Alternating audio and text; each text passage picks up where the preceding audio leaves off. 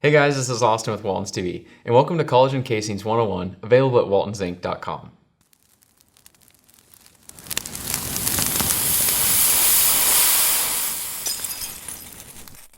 If you want to make sausage, but you're not quite familiar with all the options for collagen casings, we're going to help you understand a bit more about what casings Walton's offers, what kind of application, and each type of casing and size of casing is best suited for. All of the collagen casings you can get from Walton's are from Devro, and Devro has a great reputation of delivering high-quality products that are exceptionally consistent and functional. Devro casings are used across the entire food industry, from very large food processors to even individual wild game hunters and sausage-making enthusiasts at home. Now let's run through a quick overview on what a collagen casing actually is. It is an edible product that's part of the connective tissue found in animals. Because collagen is made from naturally occurring protein, it is also completely safe to use and eat. It makes a strong yet flexible and edible food casing. One reason to use collagen is that it saves money. Sausage production costs are lower when you use a casing that's consistent and uniform in size, shape, and color. It also reduces waste, and the uniformity makes storage and packaging easier and faster. It also saves money because the pricing is more consistent, especially compared to the commodity fluctuations experienced in the natural casings market. Also, a reason to use collagen is because many consumers actually like the appearance, bite, and mouthfeel that it produces in a sausage.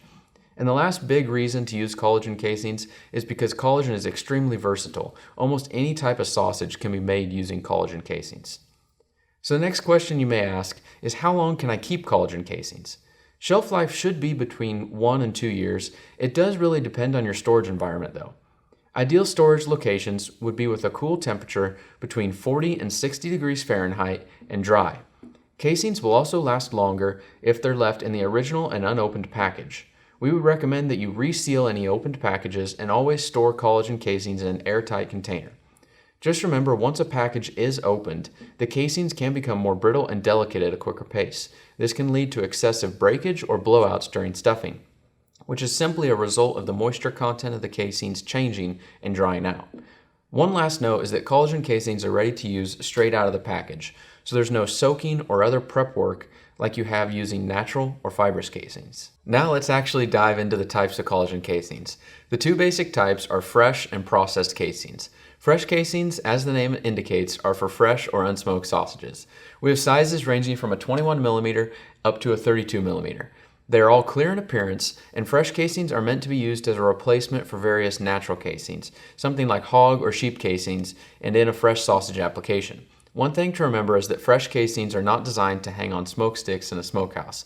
They just don't have the strength to support the hanging weight of the sausage.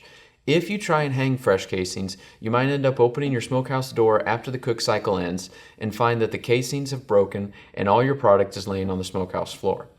Now let's look at the different sizes. A 21mm fresh casing would be perfect for making breakfast sausage or any type of normal pork sausage. A 4-inch link will make a traditional 1-ounce link.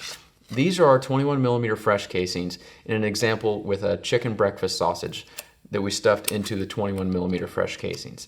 A 30 or 32mm fresh casing is what you might use for bratwurst or Italian sausage.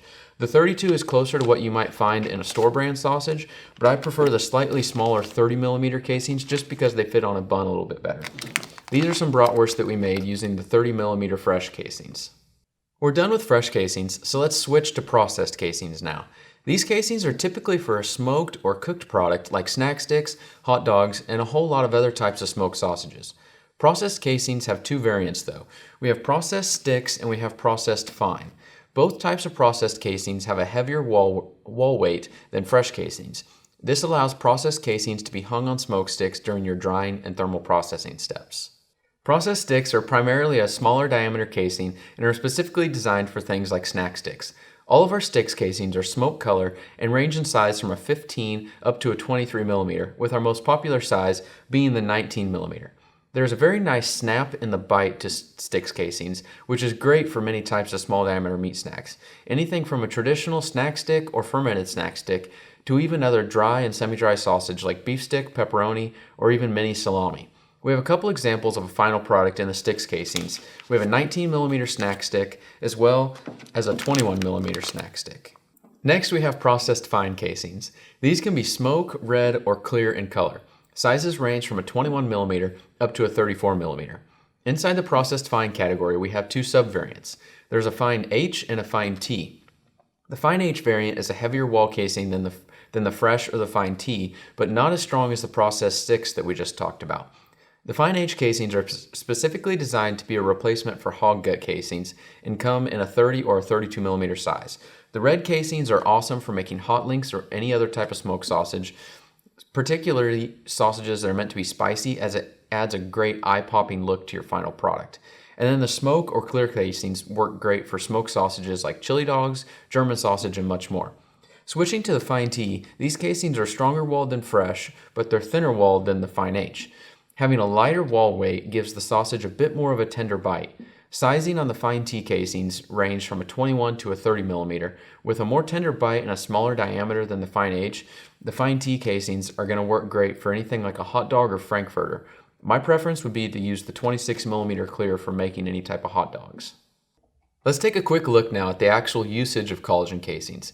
We'll start with stuffing. When you stuff into collagen casings, try and use the largest stuffing tube possible and load the casings in the proper direction. Also be careful not to understuff, but not to overstuff. Overstuffing leads to breakage, while understuffing can lead to an imperfect and wrinkled final product. It will take some practice to learn exactly what the feel of a properly stuffed sausage casing should be, but the casing should feel firm, but not so much that if you try to bend or twist link it, that it breaks. Along those lines, collagen casings do not twist link quite as easy as natural casings do. So when making links from collagen casings, we'd recommend using 2 twists per link. If you twist less than twice, it may not be enough to hold the link in place, and if you twist more, the increased pressure in the meat and on the casing can cause breakage. Other options for linking can include just cutting the sausage into links, or you can tie off each individual link with butcher's twine, but this is rather time intensive. If you use collagen casings in a smokehouse, remember that fresh casings do not have the strength to be hung on smoke sticks. If you're hanging processed casings from smoke sticks during thermal processing and you still have a problem with breakage, a simple trick you can use is to put a single simple twist in the casing as it goes over the smoke stick. This will help relieve some surface tension and some potential breakage. If you have issues with wrinkling in your final product, check these 2 simple steps in your process. First, make sure you don't understuff your product, and second, make sure that your cooling cycle is adequate following your thermal processing. Many times, improper cooling does not allow the final appearance of the casing to be properly set. You should have either a shower cycle for 15 to 20 minutes at the end of your cook cycle, or simply use a water and ice bath in a meat lug. Ideally, you should get the internal temperature of the meat product to drop below 115 degrees during the showering process. I hope this helps you guys understand a bit more about collagen casings and their uses. Make sure you subscribe to our Walton's TV channel to stay up to date on all of our latest videos. If you like this video, make sure you hit that thumbs up and like button as well. And as always, visit our website at waltonsinc.com to find everything but the meat. That's all for today. Thanks for watching Collagen Casings 101. I'm Austin with Walton's TV, and we'll see you guys next time.